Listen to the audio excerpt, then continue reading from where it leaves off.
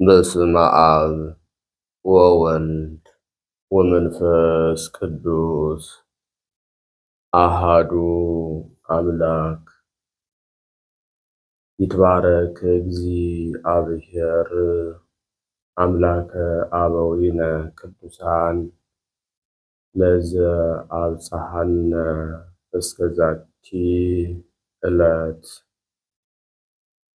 እስከዚህች ዕለትና እስከዚህች ሰዓት ያደረሰን የአባቶቻችን አምላክ ቅዱስ እግዚአብሔር ስሙ የተመሰገነ ይሁን።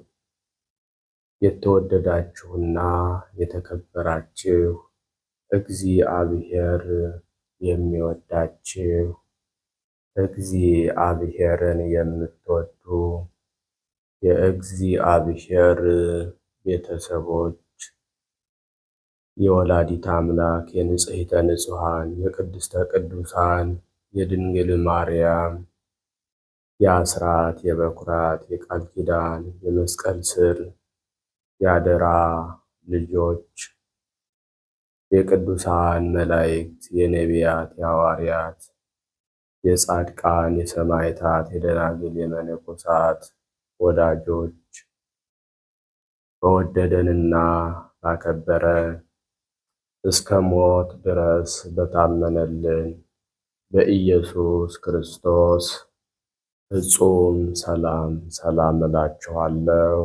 እንደምን አደራችሁ? እንደምን አረፈዳችሁ? እንደምን ቆያችሁ? አሜን። ሳይገባን እንዲገባን አድርጎ በቸርነቱና በምሕረቱ ጠብቆ ለዚህች ዕለትና ለዚህች ሰዓት ያደረሰን ቸርነቱና ምሕረቱ የበዛልን ልዑልና ገናናው አምላካችን ቅዱስ እግዚአብሔር ስሙ በድጋሚ የተመሰገነ ይሁን። አምላክን በድንግልና ጸንሳ በድንግልና የወለደችልን አምላክን ያየንባት መስታወታችን የሕይወታችን መሰረት የድህነታችን ምክንያት የተስፋችን ቀመር እማምላክ ወላዲተ አምላክ ድንግል ማርያም ለስም አጠራሯ ክብር ምስጋና ይድረሳት። ቅዱሳን መላእክት፣ ነቢያት፣ ሐዋርያት፣ ጻድቃን፣ ሰማዕታት፣ ደናግል፣ መነኮሳት እንደየክብራቸውና እንደየማዕረጋቸው ክብር ምስጋና ይድረሳቸው። በቅድሚያ እንኳን ለኃያሉና ለገናናው ለመጋቤ ብሉይ ቅዱስ ሚካኤል ወርሃዊ ክብረ በዓል አደረሳችሁ አደረሰን። እንዲሁም በዛሬው ዕለት ታስበውና ተከብረው ለሚውሉ ቅዱሳን ወርሃዊና ዓመታዊ ክብረ በዓል እንኳን አደረሳችሁ፣ እንኳንም አብሮ አደረሰን። የመልአኩ የቅዱስ ሚካኤል ጥበቃው ተራዳኢነቱ አይለየን። የቅዱሳን ሁሉ በረከታቸው በሁላችን ላይ ይደርብን። እንደ እግዚአብሔር መልካምና ቅዱስ ፈቃድ የዕለቱን ስንክሳር አሰማችኋለሁ። በስመ አብ ወወልድ ወመንፈስ ቅዱስ አሃዱ አምላክ አመ አስሩ ወሰንዩ ለጥቅምት በዛቲ ዕለት ተስካረ በዓሉ ለመልአክ ክቡር ሚካኤል ሊቀ መላእክት። አንድ አምላክ በሚሆን በአብ በወልድ በመንፈስ ቅዱስ ስም ጥቅምት 12 በዚህች ዕለት የመላእክት አለቃ የከበረ መልአክ የሚካኤል የበዓሉ መታሰቢያ ነው። በዚችም ቀን ወደ ነቢይ ሳሙኤል እግዚአብሔር ቅዱስ ሚካኤልን ልኮታልና የዳዊት አባት ወደ ሆነ በቤተልሔም ወደሚኖር ወደ እሴይ ቤት ይሄድ ዘንድ በቂስ ልጅ በሳኦልም ፈንታ ለእስራኤል ልጆች እንዲነግስ ልጁ ዳዊትን ይቀባው ዘንድ አዘዘው። ሳሙኤልም ወደ እሴይ ቤት ሂዶ ልጆችህን ሁሉንም አቅርብልኝ ብለው፣ እሴይም ከዳዊት በቀር ሁሉንም አቀረባቸው። እርሱ በእርሻ ውስጥ በጎችን ይጠብቅ ነበርና። ነቢዩ ሳሙኤልም የመንግሥት ቅባት ያለበትን ብልቃጥ በራሳቸው ላይ ከፍ ከፍ ባደረገ ጊዜ ልዑል እግዚአብሔር አልመረጣቸውም አለው። ሳሙኤልም እሴይን ልጆችህ እነዚህ ብቻ ናቸውን? አለው። እሴይም በጎች የሚጠብቅ አንድ ትንሽ ልጅ አለ አለው። ነቢዩ ሳሙኤልም ደግሞ እሴይን እሱ ሳይመጣ ምሳ አልበላምና ልከህ እባክህ አስመጣው አለው። እሴይም ልኮ ትንሹን ልጁን በግ ጠባቂውን አስመጣው። መልኩም ቀይ፣ ዓይኖቹም የተዋቡ፣ አራያውም ያማረ ነበር። እግዚአብሔርም ሳሙኤልን ይህ ይበልጣቸዋልና ተነስተህ ቅባው አለው። በዚያንም ጊዜ ነቢዩ ሳሙኤል የመንግሥት ቅባት ያለበትን ቀንድ አምጥቶ በወንድሞቹ መካከል ቀባው።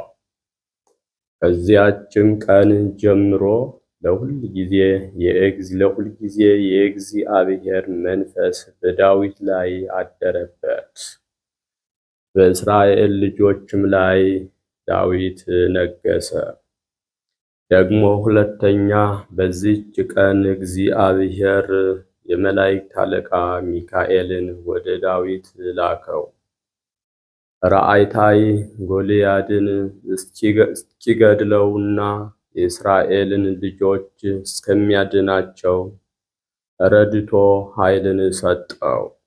ስለዚህም የበዓሉን መታሰቢያ በየወሩ በ12 ቀን እናደርግ ዘንድ የቤተ ክርስቲያን ሊቃውንት መምህራን አዘዙን። ለእግዚአብሔርም ምስጋና ይሁን። እኛንም ሁላችንን ኦርቶዶክሳውያንን በመላእክት አለቃ በቅዱስ ሚካኤል አማላጅነት እግዚአብሔር ይማረን ለዘላለሙ አሜን። ሰላም ለከ ዘገነተ ጽባህ ኦፍ ምህረት ኃጥአን ዘትነቁ በዘኢያረምም አፍ ሚካኤል ክድነኒ ወህቀፈኒ በክንፍ ኢይትከየድ በእበድየ ግእዘ ልስሓተ ፄው ግዱፍ ወኢይደቅ እምክብርየ ከመ ጽጌ ንጉፍ። በዚችም ቀን ከ12ቱ ሐዋርያት የአንዱ የወንጌላዊው የቅዱስ ማቴዎስ የዕረፍቱና የምስክርነቱ መታሰቢያው ነው። ይህም እንዲህ ነው። በብዙ ሀገሮች ውስጥ አስተምሮ ብዙዎች ሰዎችን ከገቢረ ኃጢአት ወደ ገቢረ ጽድቅ ወደ እግዚአብሔርን ወደ ማወቅ ከመለሰ በኋላ ክብር ይግባውና ጌታችን አምላካችን መድኃኒታችን ኢየሱስ ክርስቶስ ወደ ካህናት ሀገር እንዲሄድ አዘዘው። ከጉዞም ወደ ከተማው መግቢያ ደጅ በደረሰ ጊዜ አንድ ወጣት ብላቴና አገኘ። ወደ ከተማው ለመግባት እንዴት እንደሚችል ያን ብላቴና ቅዱስ ማቴዎስ ጠየቀው። ወጣቱ ብላቴናም እንዲህ ብሎ መለሰለት፣ አንተ ግን ራስህንና ጽሕምህን ካልተላጨህ በእጅህም ዘንባባ ካልያዝክ መግባት አትችልም አለው። ይህም ነገር ለሐዋርያ ለቅዱስ ማቴዎስ አስጨንቆት ሲያዝን አስቀድሞ ያነጋገረው ያ ወጣት ብላቴና ዳግመኛ በስሙ ጠራው። ሐዋርያውም ወዴት ታውቀኛለህ አለው። እርሱም እኔ ጌታህ ኢየሱስ ክርስቶስ ነኝ። አሁንም እንደነገርኩህ አድርግ፣ እኔም ካንተ ጋር አለሁ፣ ከአንተም አልርቅም አለው።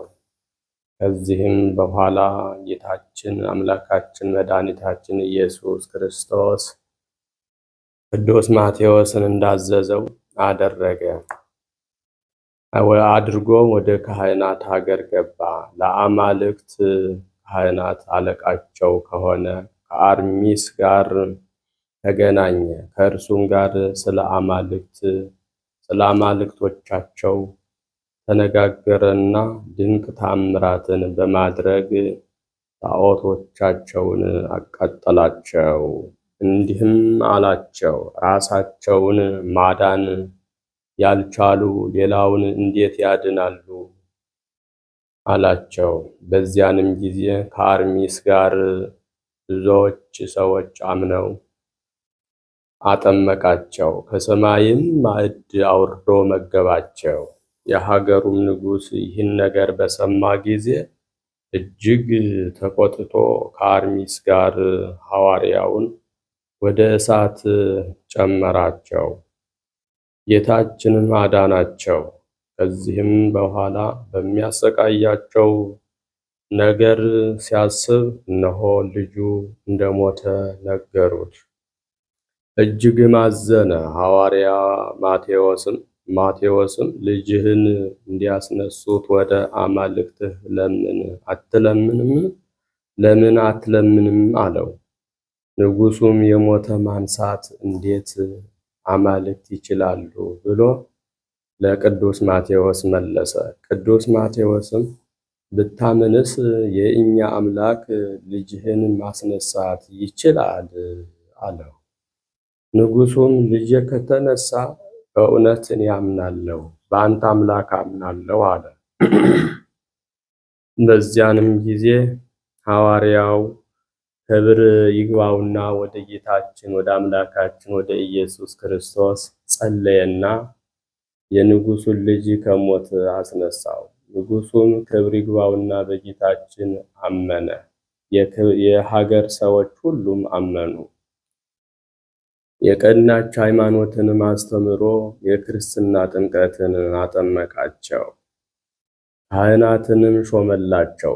ከዚህም በኋላ ወደ ሌሎች ሀገሮች ሂዶ ወንጌልን አስተማረ። ከዚህም አስቀድሞ በደመና ተነጥቆ ብሔረ ብፁዓን ገብቷል። ክብር ይግባውና ጌታችን ክርስቶስን ሁል ጊዜ በየበዓላቸው ወደ እነርሱ ሲመጣ አየው። ከእርሱም ጋር 140,000 ሕፃናት አሉ። መላእክትም ሁሉ በዙሪያው ቆመው ያመሰግኑታል። በብሔረ ብፁዓን ስለሚኖሩ ወገኖችም ድንቅ ስለሆነ ሥራቸው ሁሉ ከሐዋርያው በኋላ ወደ እርሳቸው የገባ ዞሲማስ ቀሲስ ምስክር ሆነ። ከዚህም በኋላ የሐዋርያው የተጋድሎውና የምስክርነቱ ፍጻሜ ሲቀርብ ወደ አንዲት ከተማ ገብቶ አስተማረ። ብዙዎችንም አሳመነ። ሀገረ ገዢውም ይዞ ከወህኒ ቤት ጨመረው። በዚያም አንድ እጅግ የሚያዝን እስረኛ አይቶ ስለ ሐዘኑ ጠየቀው። እርሱም ብዙ የሆነ የጌታው ገንዘብ ከባህር እንደሰጠመበት ለቅዱስ ማቴዎስ ነገረው። ሐዋርያ ማቴዎስም ወደ እገሌ ባህር ዳርቻ ሂድ፣ ወርቅን የተመላ ከረጢትንም ታገኛለህ። ያንንም ወርቅ ወስደህ ለጌታህ ስጥ አለው። ስለዚህም ድንቅ ተአምር ብዙዎች ክብር ይግባውና በጌታችን አመኑ። መኮንኑም በሰማ ጊዜ እጅግ ተቆጣ። ቅዱስ ማቴዎስንም ራሱን እንዲቆርጡ ሥጋውንም ለሰማይ ወፎች እንዲጥሉ አዘዘ። ከከተማውም አውጥተው ቆረጡት። ምዕመናንም በስውር መጥተው ወስደው በመልካም ቦታ አኖሩት። ለእግዚአብሔርም ምስጋና ይሁን። እኛንም ሁላችንን ኦርቶዶክሳውያንን በዚህ ታላቅ ሐዋርያ በቅዱስ ማቴዎስ ጸሎት እግዚአብሔር ይማረን፣ በረከቱም ከእኛ ጋር ትኖር ለዘላለሙ አሜን። ሰላም ለማቴዎስ በደመና ሰማይ ዘተመጥቀ ህሩያነ ይርአይ ዘብሔረ ብፁዓን ደቂቀ ወለብእሲ ሙቁህ በውስተ ዕዳ ዘወድቀ ያሰስል ምላይለ ነፍሱ ምንዳቤ ወጻይቀ በስልጣነ ቃሉ አዘዘ ማዕምቀ ከመ ያውፅእ ሎቱ ዘተሰጥመ ወርቀ። በዚህችም ቀን ንጹሕ ድንግል የጠባይን ፍላጎት ድል የነሳ ታላቅ አባት ለአባቶች ሊቃነ ጳጳሳት 12ኛ የሆነ የእስክንድርያ ሊቀ ጳጳሳት አባ ዲሜጥሮስ አረፈ። ይህም አባት አስቀድሞ መጻሕፍትን ያልተማረ ሕዝባዊ ገበሬ ነበር። በወላጆቹ የወይን አትክልት ቦታዎች ውስጥ የሚሰራ ሆነ። ከታናሽነቱም ሚስት አጋብተውት ከእርሷ ጋር 48 ዓመት ኖረ። ድንግልናቸውን በንጽሕና የጠበቁ ናቸው። የተሰወረውን ከሚያውቅ እግዚአብሔር በቀር ይህን የሚያውቅ የለም። ከእርሱ በፊት የነበረ ሊቀ ጳጳሳት ቅዱስ ዮልያኖስ ዕረፍቱ በቀረበ ጊዜ የእግዚአብሔር መልአክ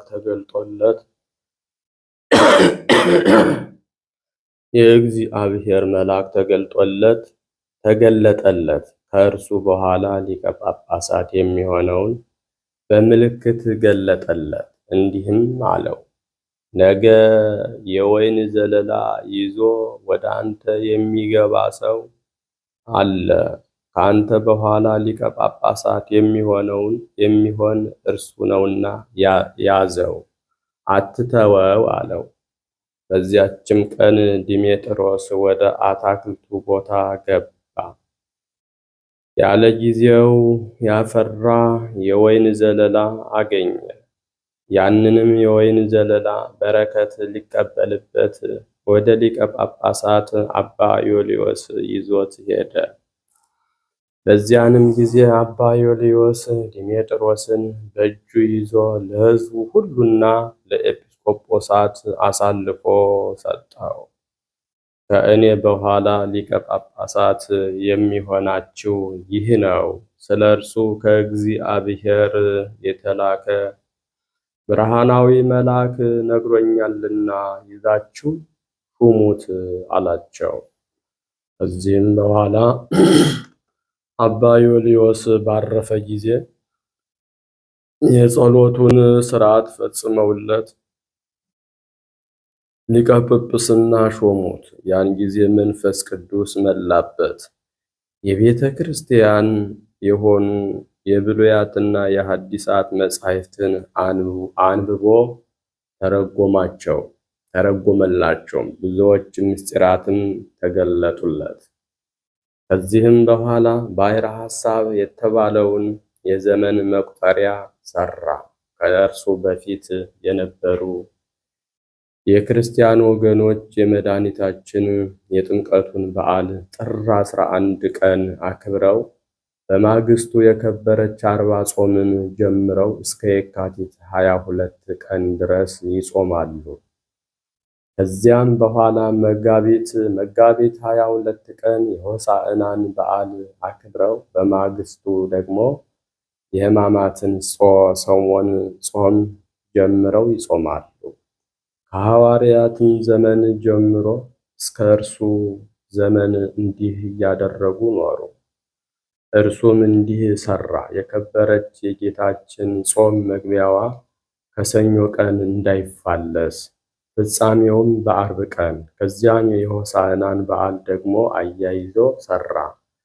በሚቀጥለው ሰኞ ቀን የሕማማት ጾም ተጀምሮ እንዲጾም፣ የስቅለቱን በዓል ከዓርብ ቀን እንዳይፋለስ ወይም እንዳይወጣ፣ የከበረች የትንሣኤውና የጰራቅሊጦስም በዓል ከእሁድ ቀን፣ የዕርገቱም በዓል ከሐሙስ እንዳይፋለስ፣ እንዲሁም አዘጋጅቶ ለኢየሩሳሌም ሀገር፣ ለሮሜ ሰዎች ሀገር፣ ለኤፌሶንና ለአንጾኪያ ሀገር ሊቃነ ጳጳሳት ለእያንዳንዳቸው ላከላቸው። እነርሱም በደስታ ተቀብለው ሰሩበት። እስከዚችም ቀን ጸንቶ ኖረ። በቁርባን ቅዳሴ ጊዜም ዘወትር ክብር ይግባውና ጌታችን ኢየሱስ ክርስቶስን የሚያየው ሆነ። የሕዝቡ ኃጢአታቸው በፊቱ ግልጥ ሆነ። ስለዚህም የማይገባቸውን ሥጋውንና ደሙን ከመቀበል ይመልሳቸዋል። እንዲህም ይላቸዋል፣ ሂዱ ንስሐ ግቡ፣ ከዚያም በኋላ መጥታችሁ ቅዱስ ሥጋውን ክቡር ደሙን ተቀበሉ ይላቸው ነበር። ስለዚህም ነገር ብዙ ሕዝቦች ኃጢአት ከመስራት የሚጠበቁ ሆኑ። ልባቸው የደነደነ፣ ሌሎች ግን ጠሉት። እርስ በርሳቸውም እንዲህ ተባባሉ፣ ይህ ሰው ሚስት አግብቶ ሚስቱም ከእርሱ ጋር ትኖራለች። ሳይገባውም በወንጌላዊው ማርቆስ ወንበር ተቀመጠ። ከንጹሕ ድንግል በቀር አይሾምበትም ነበርና እኛንም ኃጢአተኞች ናቸው ብሎ ይገሥጸናል አሉ። በአንዲት ሌሊትም ከእግዚአብሔር የታዘዘ ብርሃናዊ መልአክ ወደ እርሱ መጥቶ ዲሜጥሮስ ሆይ ራስህን ብቻ ማዳንን አትሻ፣ ወገኖችህም ይጠፉ ዘንድ አትተው። ነፍሱን ስለ መንጋዎቹ አሳልፎ ለሞት የሚሰጥ እርሱ በእውነት ቸር ጠባቂ እንደሆነ ጌታችን አምላካችን መድኃኒታችን ኢየሱስ ክርስቶስ በቅዱስ ወንጌል የተናገረውን አስብ አለው። ቅዱስ ዲሜጥሮስም መልአኩን ጌታዬ የምትለኝ ምንድን ነው? አለው። መልአኩም በአንተና በሚስትህ መካከል ተሰውሮ ያለውን ሰማያዊ ምስጢር፣ መንፈሳዊ ምስጢር ለወገኖችህ ግለጥ ብሎ መለሰለት። ከዚህም በኋላ ሕዝቡን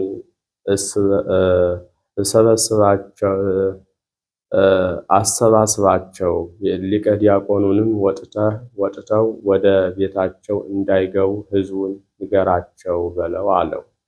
ራሱም ቅዳሴውን ቀድስ፣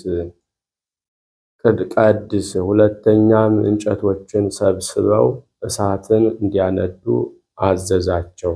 እንዳዘዛቸውም ሕዝቡ አደረጉ። ያን ጊዜ ይህ አባት ቅዱስ ዲሜጥሮስ ተነስቶ ከሚነደው እሳት መካከል ገብቶ ለረጅም ጊዜ ቁሞ ጸለየ። ከእሳቱም ፍም አንስቶ በሚከናነብበት ቀጸላ አደረገ። ሚስቱንም ጠርቶ መጎናጸፊያሽን ወይም ልብስሽን ዘርጊ አላት። በዚያም የእሳቱን ፍም ጨመረ። በእሳቱም መካከል በአንድነት እየጸለዩ ቆሙ። ሕዝቡም እጅግ ያደንቁ ነበር። ከዚህም በኋላ ካህናቱና ሕዝቡ እንዲህ ብለው ለመኑት፣ አባታችን ሆይ ይህን የሠራኸውን ሥራ ታስረዳን ዘንድ ከቅድስናህ እንሻለን አሉት። እርሱም ይህን ሥራ የሠራሁት ከንቱ ውዳሴን ሽቼ አክብሩኝ ብዬ አይደለም፣ እናንተ እኔን በሐሜት አምታችሁ ስለ እኔ እንዳትጎዱ እንድትድኑ ከዚች ሴት ጋር በመካከላችን ተሰውሮ ያለውን መንፈሳዊ ምስጢር እገልጥላችሁ ዘንድ የእግዚአብሔር መልአክ ስላዘዘኝ ነው እንጂ አላቸው። እርሷ የአባቴ የወንድሙ ልጅ ናት። በሕፃንነቷም አባቷ ሞተ። በአባቴም ቤት ከእኔ ጋር አደገች። አካለ መጠንም ባደረስን ጊዜ አባቴ እርሷን አጋባኝ። ወደ ጫጉላ ቤትም በገባን ጊዜ እኔ እህትህ ስሆን ለአንተ እንዴት አጋቡኝ አለችኝ። እኔም የምትፈቅድ ከሆነስ ድንግልናችንን ጠብቀን በአንድነት እንኖር አልኳት። ይህንንም በመካከላችን ያለውን ምስጢር የሚያውቅ አይኑር፣ ሌላ ሰው አይወቅ አልኋት። በዚህም ተስማምተን በአንድ ቤት ውስጥ በአንድ አልጋ እየተኛን አንድ መጎናጸፊያንም እየተጎናጸፍን 48 ዓመት ያህል ኖርን። ይህን ስራችንንም ያለ እግዚአብሔር የሚያውቅ የለም። እኔም እርሷ ሴት እንደሆነች አላወቅኳትም፣ እርሷም እኔን ወንድ እንደሆንኩ አታውቅም። በየሌሊቱም ሁሉ በንስር አምሳል ወደ መኝታችን እየገባ ክንፎቹን አልብሶ ያድራል፣ ሲነጋም ከእኛ ይሰወራል አላቸው። በዚያንም ጊዜ በደላቸውን ይቅር ይላቸው ዘንድ ከእግሩ ስር ወድቀው ለመኑት። እርሱም ይቅር አላቸው፣ አጽናናቸውም። ይህንንም ድንቅ ሥራ ያዩ ሁሉ ምስጉን እግዚአብሔርን አመሰገኑት። በዚህ አባት ዘመንም ስማቸው ቀለሚንጦስ፣ አርጌንስ የሚባሉ ሌሎችም መናፍቃን ሰዎች ተነስተው ታዩ። ሌሎችም በአንድነት ሆነው ስለ ሃይማኖት የፈጠራ መጽሐፍን ጻፉ። እርሱም አውግዞ ከምዕመናን ለያቸው። እርሱም ሁልጊዜ ያለ እረፍት ያለ መታከት ከጠዋት እስከ ማታ ምዕመናንን የሚያስተምራቸው ሆነ። ሸምግሎ በደከመም ጊዜ በአልጋ ላይ አስቀምጠው ተሸክመው ወደ ቤተ ክርስቲያን ያደርሱታል። እስከ ማታ ድረስም ያስተምራቸዋል። ሰዎችም ሁሉ ትምህርቱን ይሰሙ ዘንድ ይጨናነቃሉ። መላ የሕይወቱ ዘመንም 107 ነው። በሰላም በፍቅር አንድነትም አረፈ። ለእግዚአብሔርም ምስጋና ይሁን። እኛንም ሁላችንንም በዚህ ታላቅ ደግ አባት በቅዱስ ዲሜጥሮስ ጸሎት ይማረን፣ በረከቱም ከእኛ ጋር ትኖር ለዘላለሙ አሜን። ሰላም ለዲሜጥሮስ ሐጋጌ አጽዋም እምስቴ ወሰራኤ መብል በጴንጠቆስቴ እመ ኢኮነ ላዕሌሁ መንፈስ ቅዱስ ከሳቴ እፎ ይትከሰት ወይትረከብ በአይቴ ሐሳበ ዘመን ዘስሙ አበቅቴ። በዚችም ቀን የጻድቃን የጴጥሮስና የተወራራሽ ጳውሎስ የዲዮናስዮስ የያዕቆብ የአቡጥፋ የቴዎድሮስና የሚናስ መታሰቢያቸው ነው። እግዚአብሔርም በጸሎታቸው ይማረን፣ በረከታቸውም ትድረሰን ለዘላለሙ አሜን። ሰላም ለጳውሎስ ተወራሴ ቅዱስ ስሙ ለልሳነ እፍረት ጳውሎስ ዘቀዲሙ በእንተ ፍቅሩ ለክርስቶስ ፈቂዶ ይጻሙ ዓመታት 50 እስከ ይትፌጸሙ አይጋሪሁ ከዋዋት ለጸሎት ቆሙ። በስመ አብ ወወልድ ወመንፈስ ቅዱስ አሃዱ አምላክ አመ ዐሥሩ ወሠሉሱ ለጥቅምት በዛቲ ዕለት ኮኑ ሰማዕተ ቅዱስ አብጥልማኮስ ቀሲስ ወአሃዊሁ። ወበዛቲ ዕለት ካዕበ ተስካረ ዕረፍቱ ለዘካርያስ መነኮስ። ወበዛቲ ዕለት ተስካሮሙ ለአውስኖ ወአውስኪዮስ ወዮሐንስ አፈወርቅ ወታኦድራ ወአብላስ ወአኀዊሁ ናውላውስ ወአቢላ ዘአቅረብኩ ማሕሌተ አዘኪሬ አእላፈ ምለተ ጸምዱከ ዘልፈ ለእለ አነብብ ተወከፍ ዘንዴትየ መጽሐፈ እንተረሰይከ እግዚኦ ጸሪቀ መበለት ውኩፈ ምእለ አብኡ ብኡላን ዘተርፈ ነቢያት ቅዱሳን ወሐዋርያት ሰባክያን ሰማዕት ወጻድቃን ወመላእክት ትጉሃን ደናግል አዲ ወመነኮሳት ሄራን ባርኩ ባርኮ ጉባኤ ዛቲ መካን እስከ አረጋዊ ሊቅ ወንዑስ ሕፃን ለዘጸሐፎ በክርታስ ወለዘ አጽሐፎ እንዘይደርስ ለዘ አንበቦ ወለዘ ተርጎሞ በልሳን አዲስ ወለዘ ሰማ ቃሎ በእዝነ መንፈስ በጸሎተ እሙ ማርያም አራቂተ ኩሉ እምባይስ ዕውረ ይመሐረነ ኢየሱስ ክርስቶስ። የሰማነውን በእዝነ ልቡናችን ያሳድርብን። የቅዱሳን ሁሉ ረድኤት በረከታቸው ይደርብን። የመልአኩ የመጋቤ ብሉይ የቅዱስ ሚካኤል በረከቱ ይደርብን። ምልጃ ጸሎቱ ይጠብቀን። ተራዳይነቱ አይለየን። በሰላም ያሳደረ አምላክ በሰላም ያውለን። ፍጻሜያችንን ያሳምርልን። ሀገራችንን ኢትዮጵያን ጽኑ ሰላም ያድርግልን። ሕዝቦቿን ሁሉ ከረሃብ ከቸነፈር ከጦርነት ከስደት ይጠብቅልን። አምላክነ ስንለው ልጆቼ ወዳጆቼ ብሎ ጸሎት ልመናችንን ይስማን። በሰላም እንዲያውለን።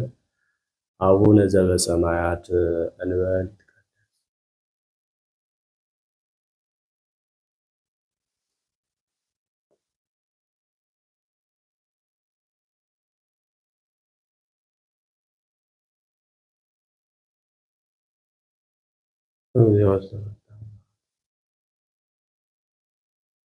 ይእቲ መንግሥት ኃይለ ስብሐት ለዓለሙ።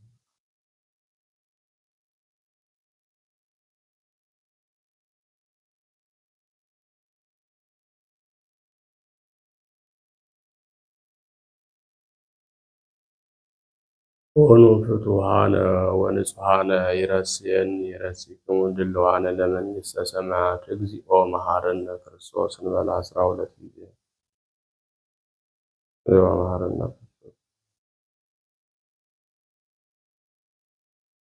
በእንተ እግዝእትነ ማርያም መሐረነ ክርስቶስ እንበል ከማሁ።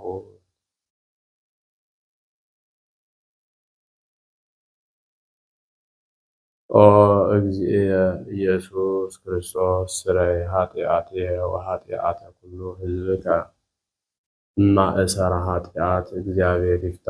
እግዚአብሔር ይባርክ። እግዚአብሔር ይጠብቃችሁ። በሰላም ዋሉ። መልካም ቀን